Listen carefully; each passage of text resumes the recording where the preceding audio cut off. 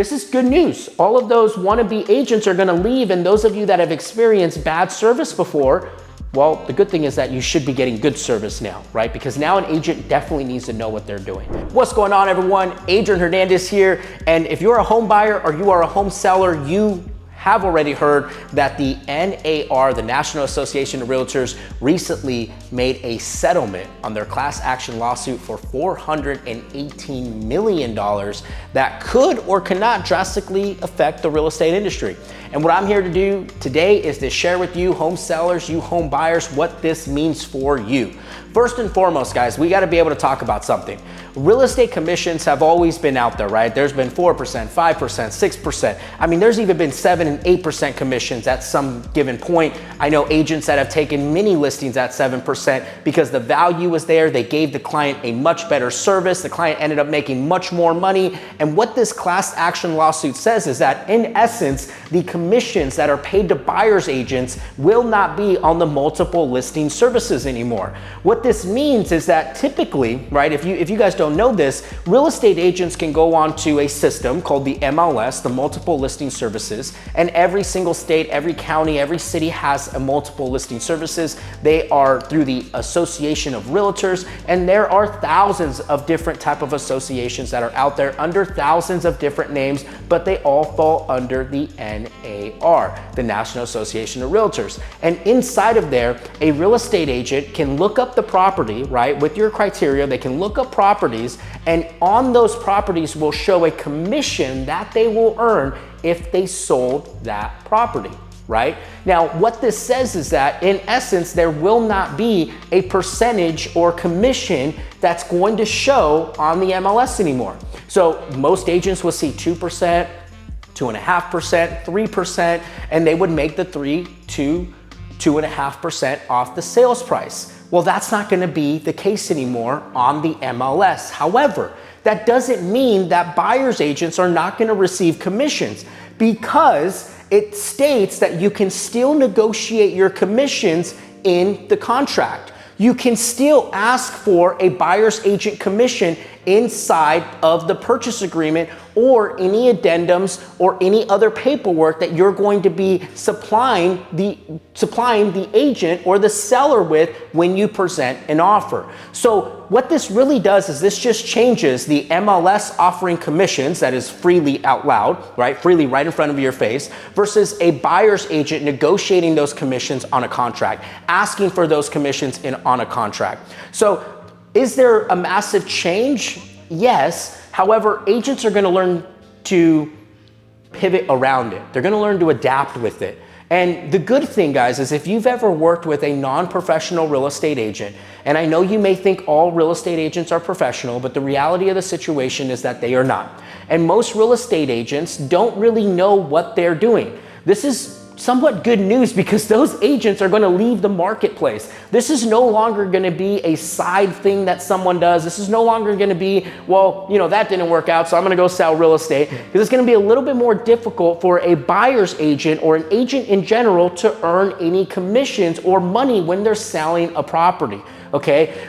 This is good news. All of those wannabe agents are going to leave, and those of you that have experienced bad service before, well, the good thing is that you should be getting good service now, right? Because now an agent definitely needs to know what they're doing.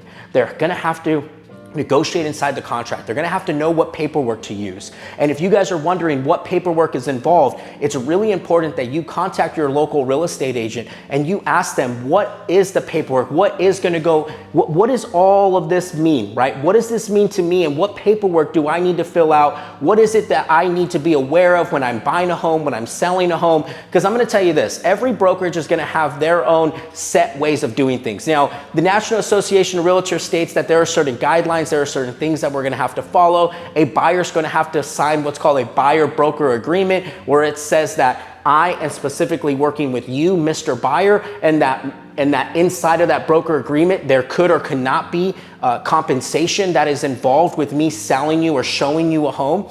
And all of that is going to dictate based on what your agent thinks is most valuable or the broker thinks is most valuable at that time. There are certain 1, 2, 3 steps that we are all going to have to follow. However, I know this. I know that brokers are going to come up with a lot of their own forms. Brokerages are going to come up with their own addendums, their own ways to protect themselves, to make sure that the agent gets paid, the buyer's agent gets paid. So as much as I can go on and tell you what forms and how to set it up, it's important that you contact your local real estate agent. And if you're in Orange County, Inland Empire, or you're in Riverside County, Los Angeles County, near San Diego County, you guys, myself and my team would love to be able to walk you through this and help you through this. However, I want to suggest and I want to advise that you contact a professional agent, someone that has had their license, that has sold a lot of real estate, not the guy or gal that just got their license, that's making a fancy Instagram or YouTube video, right? They have no idea what they're doing. They're just reading for a script, okay? I want to advise you not to do that. I want you to find a professional that's going to give you the right necessary paperwork and the right standards that are going to go by selling or buying a home. Now, for home sellers, this is really important, okay? Home sellers, I recommend that you still offer commission. I recommend that you still understand that you're going to have to pay some sort of commission to a listing agent and to a buyer's agent, because I want you to think about this. If most buyer's agents, most people out showing your home know that you're not offering any commission to them, they call the agent and the agent says, sorry, they're not offering commissions.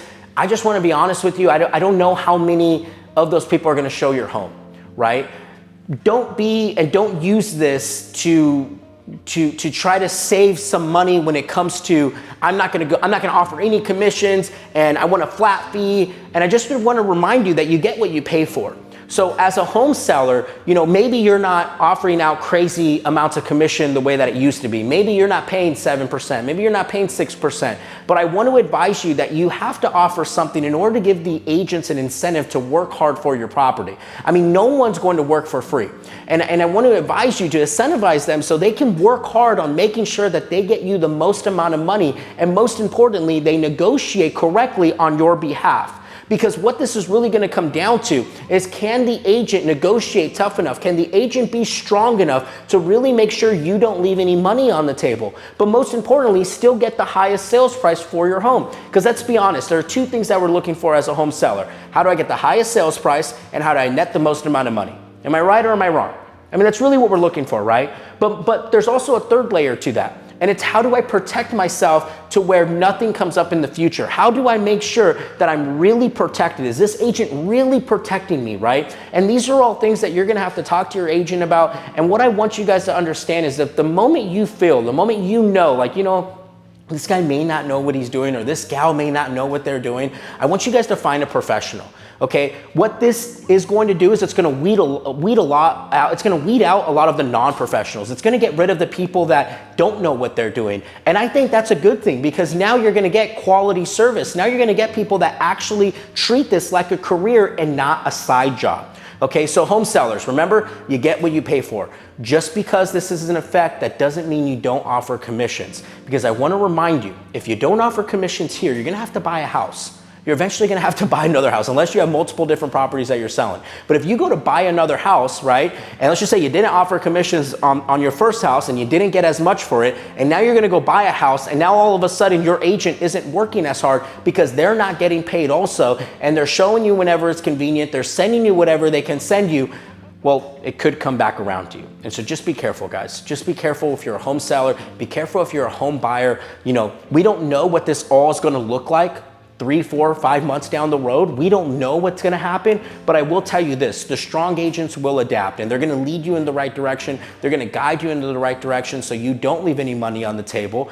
Sellers, and most importantly buyers, that you get a great deal for your home. Okay, now again, there are protocols, 1, 2, 3, 4, 5 steps that the NAR want us to follow. There are going to be some things that the National Association demands that we follow. However, I'm going to ask that you reach out to your agent, your local real estate professional, and ask them what those things are. But just remember, guys, just because it's not showing commissions on the MLS, that doesn't mean they can't be negotiated inside of a contract. But most importantly, that doesn't mean that they can't be negotiated with that seller, okay?